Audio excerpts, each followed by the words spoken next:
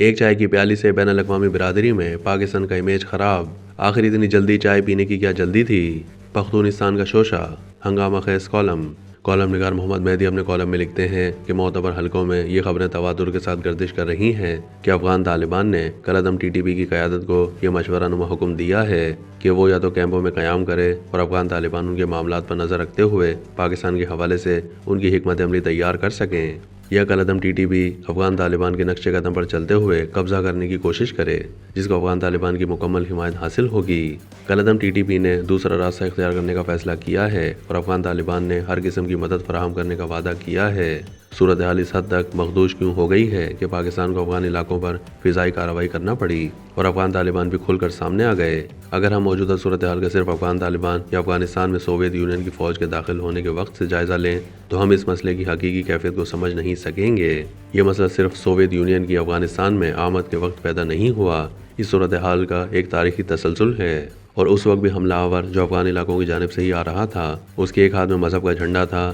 مگر پھر برصغیر کے برطانوی نو آبادیاتی بننے کی وجہ سے ایسی سلطنت کے خلاف جس میں سورج نہ غروب ہوتا ہو یہ حملے تھم گئے، مگر اس کی خواہش دلوں میں مچلتی رہی، اور اسی وجہ سے قیام پاکستان کے وقت جو ملک پاکستان کے خلاف متحرک ہوا اس کا نام افغانستان تھا۔ پختونستان کا شوشہ اٹھایا گیا کہ جس کا مطلب یہ تھا کہ بین الاقوامی سرحدوں کے تصورات قائم ہونے کے دور سے پہلے کے زمانوں کے معاہدات کی بنیاد پر شرارت شروع کر دی جائے۔ ظاہر شاہ حکومت نے اس کی کھل کر پشت پناہی کی، اور جب ظاہر شاہ نے اپنے کزن سردار داؤد کو وزارت عظمیٰ کی خلعت 1953 میں پہنا دی تو ان سرگرمیوں میں مزید تیزی آ گئی۔ مغربی پاکستان کے صوبے کے اعلان کے رد عمل کے طور پر سردار داؤد کی حمایت سے 1955 میں کابل میں پاکستانی سفارت خانہ اور جلال آباد و قندھار میں کام کرنے والے پاکستانی قونصلیٹ پر حملے کیے گئے۔ پولیس خاموش تماشائی بنی کھڑی رہی، سفارتکار جان سے گئے اور زخمی ہوئے۔ اس واقعے کے بعد افغانستان میں ہنگامی حالت نافذ کرتے ہوئے افغان فوج کو موبلائز کرنے کا حکم دیا گیا، اور پھر 1960 میں باجوڑ کی جانب سے افغان فوج اور اسی طرح کے غیر فوجی مسلح افراد نے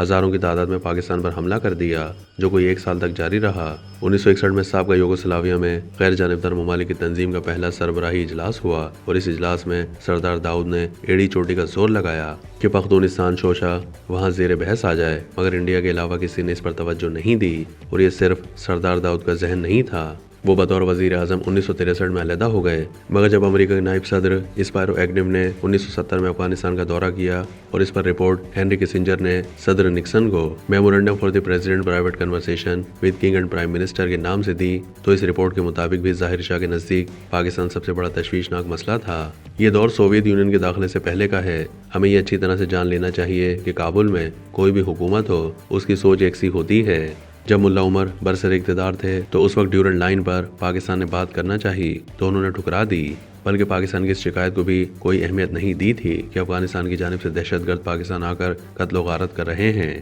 حالانکہ یہ شکایت اس وقت بھی پاکستان اعلیٰ ترین سطح پر کر رہا تھا۔ اس وقت کے وزیر اعلیٰ پنجاب شہباز شریف کی گفتگو ہو یا اس وقت وزیر اعظم کی بطور وزیر اعظم آخری پریس کانفرنس، سب میں اس کا ریکارڈ مل جائے گا۔ جب اس وقت انہوں نے ہماری شکایت کے ازالے کے بجائے ان کی پشت پناہی کی تھی تو یہ کیسے تصور کر لیا گیا تھا کہ اب وہ ایسا نہیں کریں گے۔ پھر سونے پر سہاگا یہ ہوا کہ 2021 میں ان لوگوں کو واپس لانے کی پالیسی اختیار کی گئی، اور اس وقت کے وزیر اعظم اور ان کے لانے والوں نے افغانستان اور افغان طالبان کے ماضی کو سرے سے کوئی اہمیت نہیں دی، کیونکہ وہ تو کابل میں چائے پی کر اپنی فتح ثابت کرنا چاہتے تھے۔ اسی زمانے میں ایک امریکی سفارتکار دوست نے کہا تھا کہ یہ چائے کی پیالی پی کر ہمارے ان دعووں کو درست ثابت کر رہے ہیں کہ جو پاکستان کے حوالے سے کیے جاتے تھے، اور اسے بین الاقوامی برادری میں پاکستان کا امیج خراب ہوا ہے۔ آخر چائے پینے کی اتنی جلدی کیا تھی؟ میرا جواب تھا شہرت کی طلب۔ اس چائے کی یہ قیمت ادا کرنی پڑی کہ اب افغان طالبان پاک افغان سرحد کو فرضی یا خیالی لکیر دے رہے ہیں، اور ان کے وزیر اطلاعات پاکستان میں دہشت گردی کرنے والوں کو اپنا مہمان قرار دے رہے ہیں۔ کوئی 1 مہینہ پہلے اعلیٰ سطح کے